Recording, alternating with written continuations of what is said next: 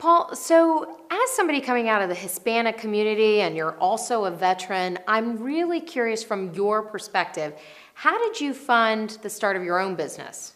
Well, when I started, I went to the SBA, the Small Business Administration. I was able to secure a loan there with just collateral from personal assets that I had, and I got a little help from family, as a lot of entrepreneurs often do. So I think my story in that regard was pretty easy, but I used a lot of resources also in securing that SBA loan.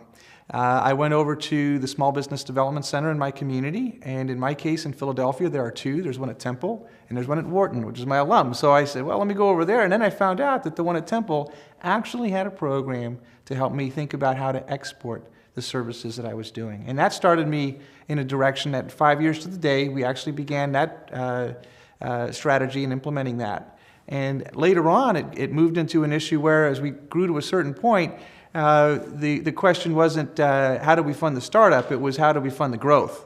And there's going to reach a point for every entrepreneur where the value in their home isn't going to cut it anymore. Because you were listed one of the fastest growing companies, I understand, in Philadelphia. Is that correct? I was, right. Yeah. And that brought on a whole, it was a blessing and a curse, but they're happy problems, as my mentor likes to tell me.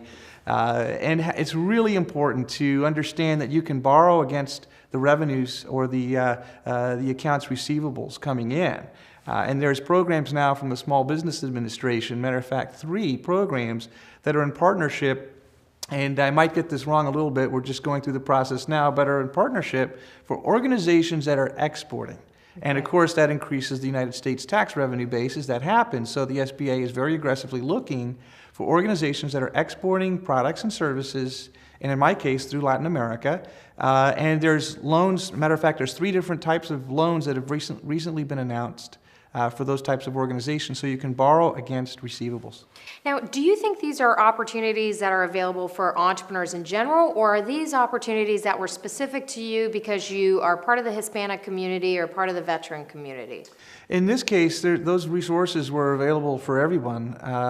But in my case, I've also taken advantage of some networking groups. And so in Philadelphia, I helped found the professional mentoring network through the Hispanic Chamber of Commerce, which I chair now. And what's really interesting about that, it's in partnership with Comcast. And so Comcast University has given access to all entrepreneurs in the region to go to their classes for free and gain resources there.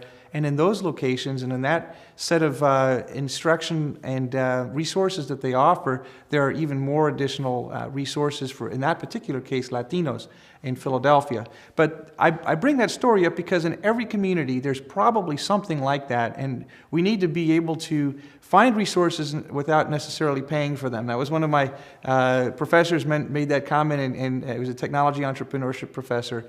I thought it was a fascinating idea because I thought, oh, isn't that stealing? No, it's a matter of bartering. It's a matter of finding resources and getting access to those resources and networking. Well, that is always a good idea, if you can go out there and barter for something, especially as you're getting going. But you mentioned exporting, and for a lot of entrepreneurs, that's a pretty intimidating idea. I mean, first of all, it sounds expensive. Second of all, people don't tend to have these networks around the world. In your case, you had some relationships in Latin America.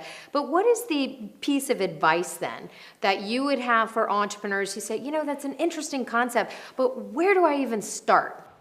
Well, if you've ever played the old Parker Brothers game, Clue, it was Colonel Mustard in the conservatory with the rope, right? In this case, find your product, find your market, and find your industry that you're going to go after.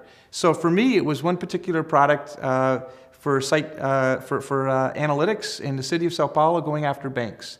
You know what happened? I didn't get a single bank. I got 2 customers in Rio de Janeiro instead of in Sao Paulo, but they came from resources and referrals that came through my work there. So find a partner. That's another big point, that it's just imperative. So once you've identified your strategy, the product, the industry, and the region, you really need to find a partner there.